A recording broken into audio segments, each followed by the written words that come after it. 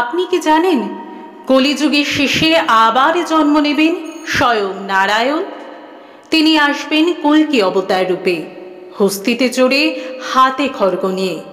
ধ্বংস করবেন অন্যায় আর প্রতিষ্ঠা করবেন সত্য ধর্ম। কিন্তু কখন আসবেন তিনি, কোথায় জন্ম নেবেন, আর কেনই বা তার দরকার পড়বে? আজ আমরা জানব সেই রহস্যময় ভবিষ্যৎ গল্প, যেটা শুধু বিশ্বাস নয়, তা এক আশার আলোকবিন্দু। চোখ সরাবেন না, কারণ আজকের কথা বদলে দিতে পারে আপনার ভাবনার দৃষ্টিভঙ্গি।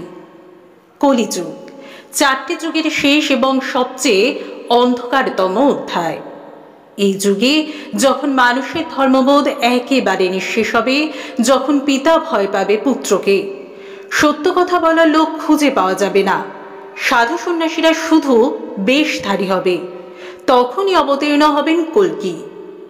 শ্রীমদ্ ভাগবত পুরাণে বলা হয়েছে কল্কি অবতারে জন্ম নেবেন সম্ভল গ্রামে, বিষ্ণু যশ নামের এক ব্রাহ্মণের ঘরে।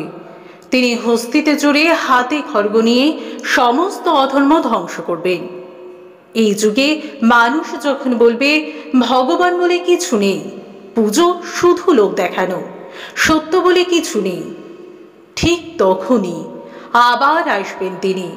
কারণ ভগবান কখনো তার ভক্তদের একা ফেলে রাখেন না।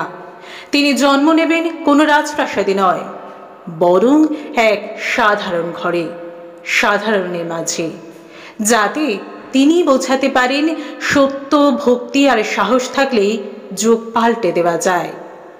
বন্ধুরা, কল্কি অবতার এখনো আসেননি, কিন্তু তার আগমনের পূর্বাভাস চারপাশেই ফুটে উঠেছে। সমাজে সত্য হারিয়ে যাচ্ছে, মানুষ আর মানুষ নেই, আছে মুখোশধারী প্রতিযোগী। এই সময় আমাদের একটাই পথ, ভগবানের নাম নেওয়া, নিজেকে শুদ্ধ রাখা আর সৎ পথে থাকা। কারণ কল্কি যখন আসবেন, তিনি খুঁজবেন সেই সব মানুষকে যারা এখনো আঁকড়ে আছে সত্য, ভক্তি আর ভালোবাসাকে।